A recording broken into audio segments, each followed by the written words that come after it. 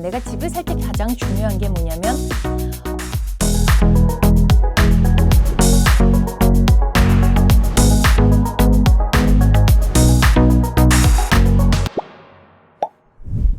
네, 안녕하세요. 남승현과 함께하는 부동산 시간 두 번째 시간입니다. 오늘은 그 부동산 하면은 가장 먼저 생각하는 게 내 집 마련이잖아요.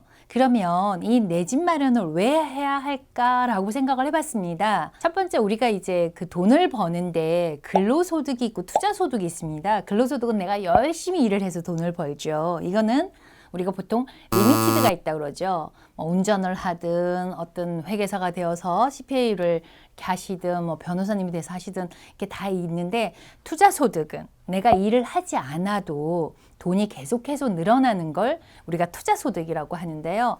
많은 사람들이 근로소득을 모아서 투자소득으로 올라가길 바래요. 그래서 요즘 한국에서 그 유명한 그 주님보다 더 높으신 분이 건물주라고 하듯이요. 그래서 그래도 첫 걸음은 내 집부터 시작을 해야 되지 않을까 싶습니다. 그러면 내 집을 가지고 있는 것과 렌트를 하는 것과 있잖아요. 그래서 렌트를 하게 되면 렌트비가 나가는 게 그냥 없어지는 거예요. 그냥 저스트 제가 살고 있는 거 이거가 되는 거고, 내 집을 가지게 되면은 하나씩 밟아가는데, 저는 부동산은 생물이라고 말씀을 드리고 싶어요.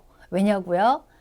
왜냐면 기본적으로 부동산은 성장해 가잖아요. 그래서 사람들이 투자를 하는 겁니다. 그러면 이 부동산에서 왜 이걸 투자를 해서 돈이 번다고 생각을 할까요? 한번 따져봤거든요. 첫 번째가 가치 상승이에요. 어프리시에이션이라고 하죠. 그러니까 예를 들어서 내가 20년 전에 20만 불에 샀는 게 지금은 100만 불 합니다. 그냥 가만히 20만 불을 은행에 두고 있었으면 조금씩 올라갔겠지만 이렇게 5배 또는 10배가 되기는 힘들거든요. 그래서 제가 조금 전에 얘기했던 것처럼 성장하기 때문에 내가 가만히 있어도, 내가 집을 가지고 무슨 일을 하는 건 아니잖아요. 그죠?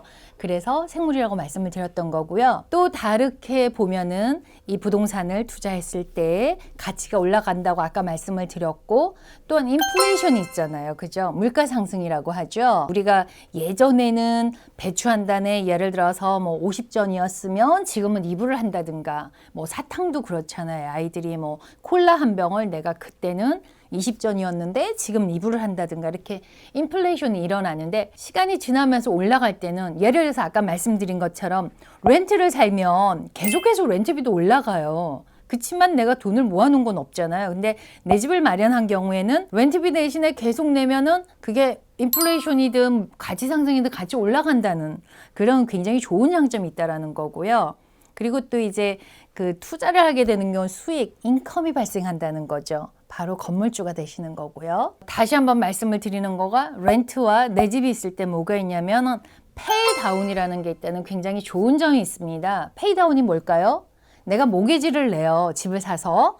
그러면 내가 2,000불씩 모기지를 낼 때 거기에 원금 플러스 이자가 나가잖아요. 그러면 시간이 지날수록 원금은 늘어나고 이자는 줄어든단 말이에요. 그래서 나중에는 원금은 올라가고 이자는 내려가니까 페이다운이 되는 거예요. 가치 상승은 올라가고 에퀴티도 올라가니까는 부동산을 내가 구입을 했을 때 그만큼 투자 소득이 생긴다라는 것 때문에 아시안들, 특히 우리 한국 사람들이 부동산에 많은 관심을 가지고 있습니다. 그래서 이제 그러면 우리가 이걸 사야 되잖아요. 그죠?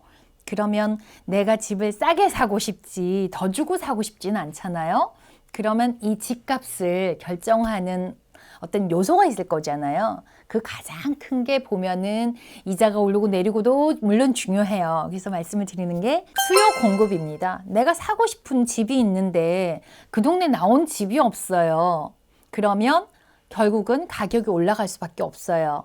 근데 내가 사고 싶은 사람 바이오는 별로 없는데 집이 많이 나오면 내려가잖아요. 그래서 가장 중요한 게 집값을 결정하는 요소가 저는 수요 공급이라고 생각하고요. 그 다음에 두 번째는 이자입니다. 이자가 낮을수록 내가 페이먼 하는 게 낮아지기 때문에 집을 구입해서 내가 페이먼 하는 게 낮아지니까는 편안해지니까 좀 더 수월하게 되므로 이자가 굉장히 중요하고요. 물론 경제적인 영향도 있고, 그 다음에 또 집값에 영향을 미치는 거는 경기가 좋을 때는 돈이 생기니까 집을 사야 되잖아요.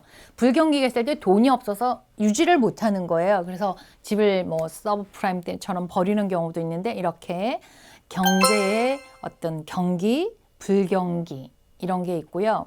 또한 정치적인 요소도 있습니다. 그러니까 정치적으로 매우 불안하다든가 이렇게 되면 경제랑 맞물리기 때문에 집값에 큰 영향을 미치게 되겠죠. 또한 요즘 많이 일어나는 게 인구 이동이에요. 그러니까 특히 캘리포니아 같은 경우에 너무 좋은 게 날씨가 좋잖아요. 제가 요즘에도 이제 거의 한 달에 한 번 또는 어떨 때는 일주일에 한 번씩 그 인터내셔널 손님 또는 타주 손님들이 있으신데, 그러니까 캘리포니아는 날씨가 좋고 뭐 산, 바다 없는 게 없잖아요. 스포츠 사계절 할 수 있다 보니까는 추운 뉴욕이라든지 시카고라든지 이분 뭐 알칸사스 같은 데서도 캘리포니아로 이제 약간 연세가 드시면서 리타이어 하시면서 오시고자 하시는 분들이 많으세요. 그게 뭐 신경통에도 좋다 뭐 이런 게 있고, 그 한국에서도 많이 오시지만 타주에서도 요즘 굉장히 많이 오십니다. 이렇듯이 인구 이동이 계속 일어나고 있습니다. 또 여기서 하나 짚고 넘어가야 되는 게, 우리가 보통 그 통계치가 나오잖아요. 그러면은 캘리포니아에서 떠나는 사람이 많다고 얘기하지만 넘버로 보면은, 예를 들어서 이거예요. 애리조나에 들어오는 그 인구 유입률은 10%이라 그래요. 그럼 거기 인구가 300만이라 그러면은 10%가 되면은 뭐, 얼마야? 30만 명? 뭐 이렇게 되잖아요. 근데 캘리포니아 인구가 얼마인 줄 아세요? 거의 4천만 명입니다. 대한민국의 5천만이니까는 거의 뭐 맞먹는 정도로 천만 차이 나지만 굉장히 큰 인구거든요. 그래서 요건 조금만 움직여도 인구수가 많기 때문에 많은 영향을 미친다는 거고요. 그리고 또한 집값의 요소에 빼놓을 수 없는 게 실업률입니다. 실업률은 지금 미국이 거의 최저점을 찍고 있을 거예요. 3점 얼마까지 내려갔는데 보통 뭐 4%, 4.5%가 표준이라고 하잖아요.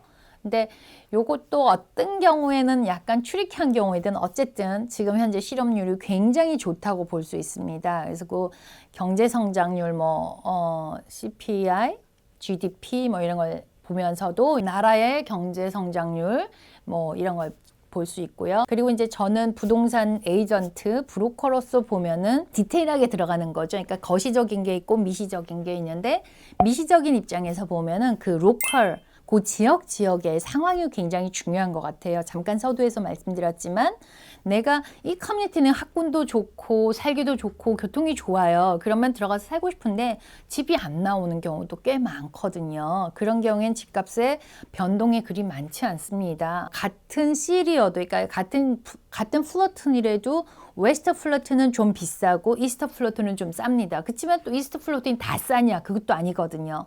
거기에서도 좋은 커뮤니티는 굉장히 좋아요. 그래서 그 스팟 다르기 때문에 전문가가 필요하다는 말씀을 드리는 거고요. 그 집을 사거나 팔거나 건물을 사거나 팔거나 할 때는 제가 바이어가 됐든지 셀러가 됐든지 꼭 말씀을 드리고 싶은 게 뭐냐면, 플래닝을 좀 잘 하시라는 거예요. 그러니까는 계획을 세워서 했을 때랑 그렇지 않고 했을 때랑은 나중에 결론이 굉장히 다릅니다. 그래서 그거를 꼭 말씀을 드리고 싶어요. 그리고 이제 내가 집을 사게 되면 이런저런 실수도 많이 하게 되는데 그건 다음 편에 제가 말씀을 드리고요.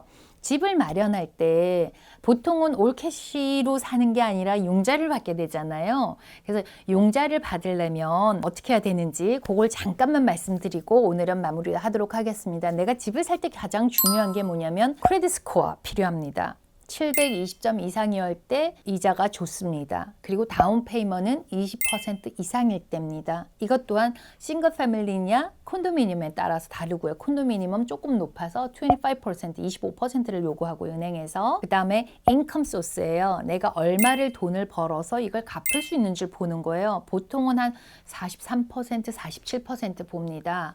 그러면 내가 한 달 인컴이 10,000불이다 그러면은 4,300불 정도, 43%라고 치면 4,300불까지 페이먼을 할 수 있어야 되는 거예요. 그래서 그거에 프로퍼티 텍스, 모게지 이자, 그 다음에 유틸리티는 포함이 되지 않고요.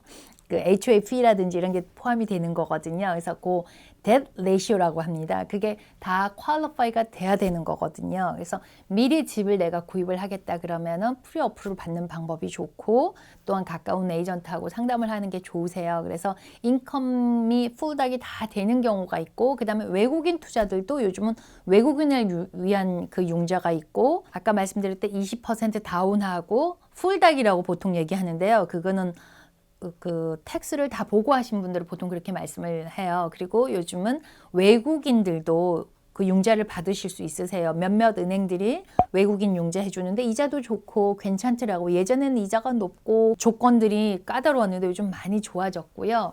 20%가 아닌 3.5% 또는 5% 다운을 하고도 집을 살 수 있는 방법이 있습니다. 그래서 제대로 아까 말씀드린 대로 계획을 세워서 우선 첫걸음, 내가 내 집 마련한 첫걸음을 마련하시면 상당히 좋을 거라고 생각합니다. 네, 오늘은 내 집 마련을 하는 이유를 말씀을 드렸고, 또 융자를 어떻게 받는지, 집값을 형성하는 요소라든지 이런 걸 말씀을 드렸는데, 하나하나 공부해가는 마음으로 제가 말씀을 드렸고요. 이제 다음부터는 정말 구체적으로 어떻게 내가 집을 사는 게 나에게 이득이 되는지, 또는 내가 어떤 형태로 집을 살 수 있는지 그 매매 절차 같은 거를 좀 소개를 해드리도록 하겠습니다. 지금까지 남승현이었습니다. 감사합니다.